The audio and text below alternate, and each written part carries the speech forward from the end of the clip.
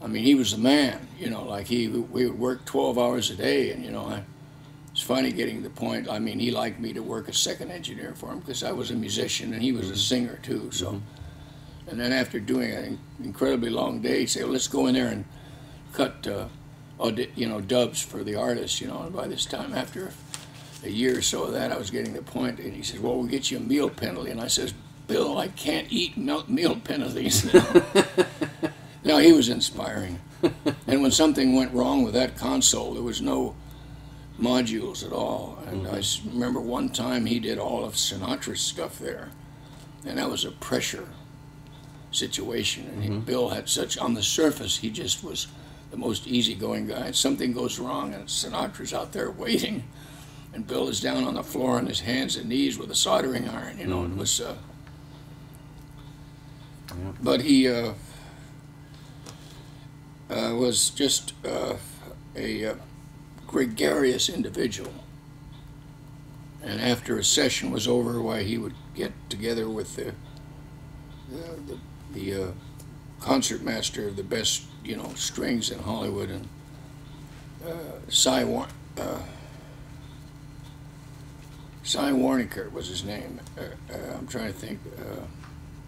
And his son has become a distinguished classical leader. He's the conductor of the New Orleans Symphony. I just can't believe this real kind of punk-looking kid, you know. But Bill and Cy would hop a plane, you know, at midnight and fly up to Las Vegas, you know, and it finally took its toll, and he had his first heart attack, you know. And after a couple of heart attacks, he did have to retire from actively being involved in the day-to-day work of the studio.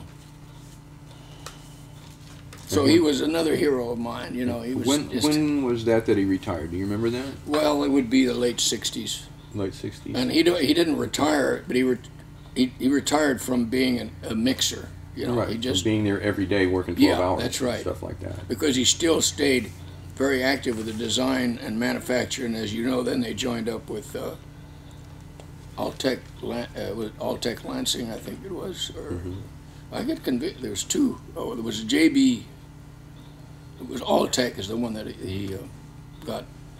The company went together like that, and they took all his proprietary stuff, like the limiter and everything else.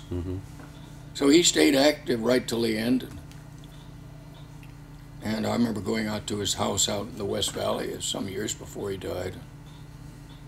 And actually his wife he and his wife were responsible for getting our place up in Oxnard. He was an avid sailor, by the way, too. He had a 30 or 40 foot yawl that he used to, I don't think he owned it, but he'd rent it, and he was like we'd sail out to Catalina, and he's one of these guys that if there was a large sheet or something, he'd put it up. You know, it was just amazing. I've never seen anybody like that. You know, most today's sailors spend millions on. They would never do anything like that. So he was just like an all-around man, and he did own a Herreshoff 28 Ketch, and he kept it up at Oxnard, and we went up to visit him once, and he says, you ought to buy one of these places on the beach. And I said, oh, I'm like a chicken licking. I can't afford that. And he said, and his wife said, no, you can buy a house on the beachfront for a cottage for $25,000. Well, that was a lot of money to me, but it was doable. So we ended up doing that for $5,000 down. And you still have it today, huh? Yes, we have it today.